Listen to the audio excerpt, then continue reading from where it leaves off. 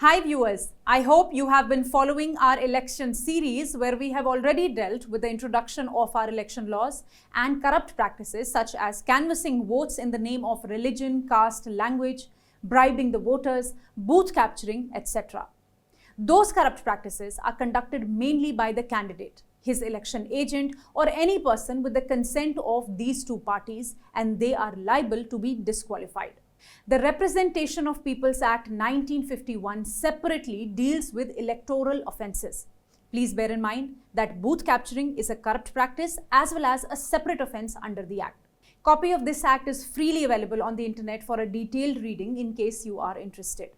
The Chapter 3 of this Act, that is Section 125 to 136, deal with electoral offences. These include creating enmity between classes of citizens in connection with the election, filing false affidavit, conducting public meeting 48 hours before the polling, banning exit polls, disturbing the election meetings, breaching the secrecy of voting, removing the ballot papers, distributing liquor, etc. In order to keep it short, we have decided to elaborate only those offences which are more relevant. The most important electoral offence and maybe quite relevant in the current day communally charged political atmosphere is coming under Section 125, that is, promoting enmity between classes in connection with the election. And this offence can be committed by any person, the candidate, his agent, or any member of a political party who is associated with the election. If that person promotes feelings of enmity or hatred between different classes of citizens, he shall be punished with imprisonment up to 3 years or with fine or both. What is important here is that the real act of promoting or the real activity of promoting is not necessary. Even an attempt to promote a feeling of enmity between different classes of citizens is enough. This section also says that you cannot use religion, race, caste, community, or language for creating this enmity.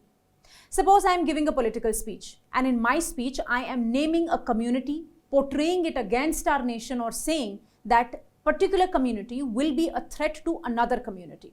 And whosoever is hearing this speech, if gets a feeling of a sort of hatred towards the members of that community, so my speech is an act of promoting or attempting to promote enmity and hatred on the ground of religion, and I shall be committing an offence. Then the police can register an FIR against me. As per the Supreme Court's rulings, this offence is cognizable and non-bailable because the punishment is up to 3 years. Also in this situation, the Election Commission of India or any person can be an informant for registering a case against me.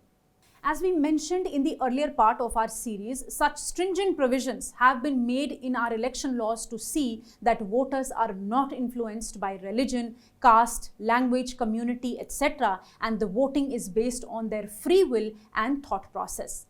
Because only then we can call it a free and fair election, which is the basic structure of our democracy. For that matter, any meaningful constitutional democracy. Do let us know your views in the comment box. This election time, stay tuned with LiveLaw for comprehensive understanding of the election laws. Make sure to like, share and subscribe.